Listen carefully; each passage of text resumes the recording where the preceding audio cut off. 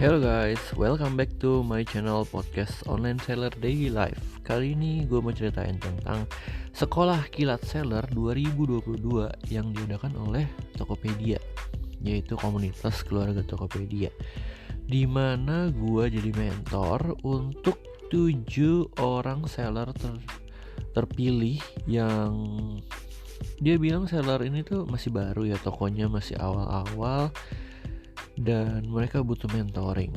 Jadi dipilih 7 seller untuk gue mentoring, dan gue bakal ceritain apa aja sih yang gue lakukan selama proses mentoring dan apa aja yang jadi kendala sebagai seller baru. Ini akan menjadi sebuah podcast Sekolah Kilat Seller. Nah, buat kalian seller-seller Tokopedia yang baru atau yang pengen banget berjualan online, boleh banget dengerin podcast episode ini supaya kalian tahu apa aja yang harus diperhatikan ketika kalian mau bikin sebuah toko baru di Tokopedia. Jangan kemana-mana, tetap stay tune di podcast episode ini.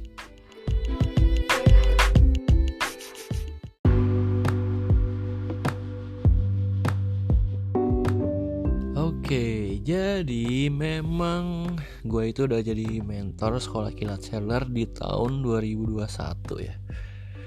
Mementoring beberapa orang baru, seller baru. Terus di tahun 2022 ini staff Tokopedia-nya bilang lagi nih, Michael, lu mau gak jadi mentor lagi untuk beberapa orang yang memiliki toko baru di Tokopedia? Oke, gue sih oke aja ya, orang gak gitu susah ya. KPI-nya sebenarnya cuman jelasin materi, terus kasih PR, terus review PR, jawab pertanyaan, nah kayak gitu. Jadi begitu masuk grup ternyata ada 7 orang. 7 orang ini langsung gue tanya, ajak ngobrol ya. Jadi prosesnya tuh ngobrol aja, tanya tokonya apa, jualannya apa, link tokonya gue cek semuanya. Dan seperti biasa dari 7 orang itu ada satu yang kayak pasif gitu loh, nggak jawab. Jadi sampai akhir baru tahu dia nama tokonya ini. Nah, dari link toko itu terus gue cek nih nama tokonya udah bener belum, fotonya dan lain-lain. Habis itu ini prosesnya selama 2 minggu ya. Jadi Sekolah Kilat Seller 2 minggu. Minggu pertama itu kita kasih materi. Jadi dari Tokopedia-nya udah siapin materinya bagus banget. Ya gue tinggal baca sih, kayak baca slide gitu, jelasin slide. Terus minggu pertama tentang ya biasa lah, simple, bikin toko online apa segala macam, bikin dekorasi, nama toko, deskripsi toko, URL, judul gitu ya, foto produk. Nah terus di minggu kedua tentang iklan toko, promosi gitu ya, marketingin toko deh gimana caranya. Nah di minggu pertama itu terus gue kasih PR nih. Jadi PR-nya kalau dari gue tuh ada 10 kategori, 10 pekerjaan yang harus dikerjain ya. Gue agak lupa tapi gue coba sebutin. Pertama dari nama toko sama URL-nya tuh mesti yang enak gitu. Jadi misalnya lu punya toko jualan alat musik, ya udah lu namanya toko musik Jakarta gitu, atau toko musik Indonesia, atau toko musik Berjaya. Ya kayak gitulah yang ada hubungannya ya. Jangan sampai nama tokonya misalnya Kiddy Cuts gitu atau apa gitu yang gak ada hubungannya gitu sama alat musik, bantalku gitu yang gak ada hubungannya kan.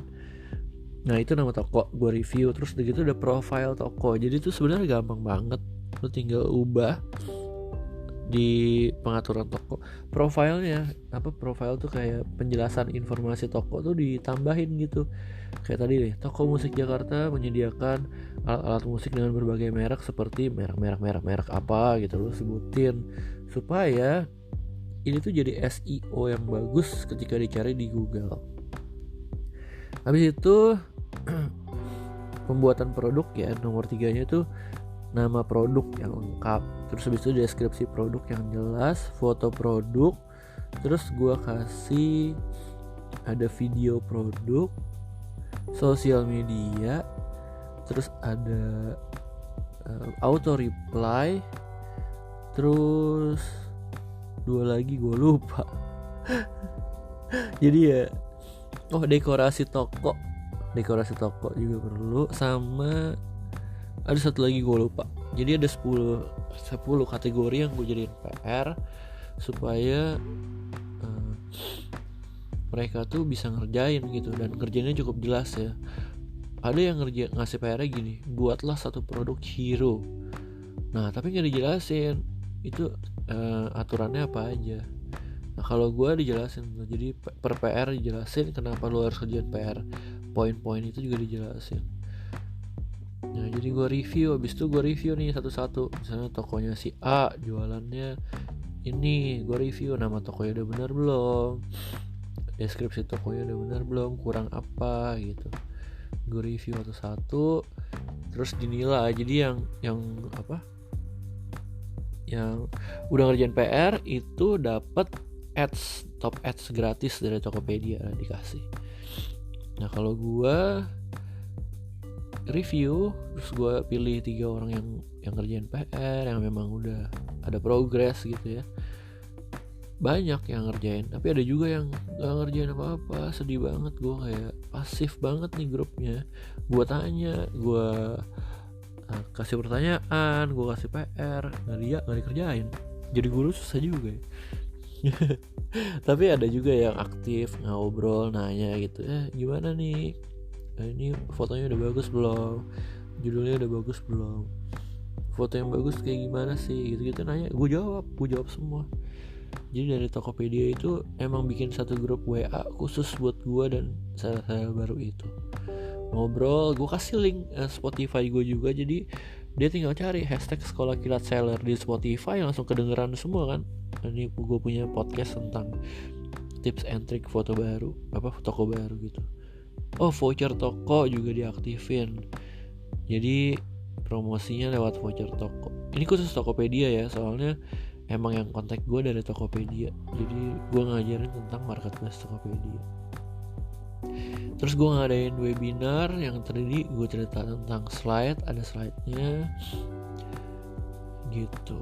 Udah gitu doang, selama 2 minggu gak kerasa, cepet banget.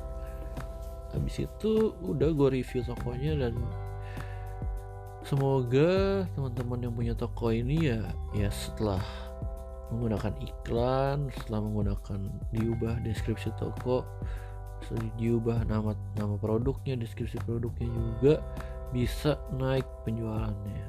Itu sih harapan dari gue ya. Dan mereka juga bisa kok dengerin podcast gue atau chat ke gue, bebas. Itu aja deh yang mau gue ceritain tentang gue ngapain aja sih di Sekolah Kilat Seller 2022. Thank you banget buat yang udah dengerin. Have a nice day, bye bye. Sampai jumpa di podcast episode berikutnya.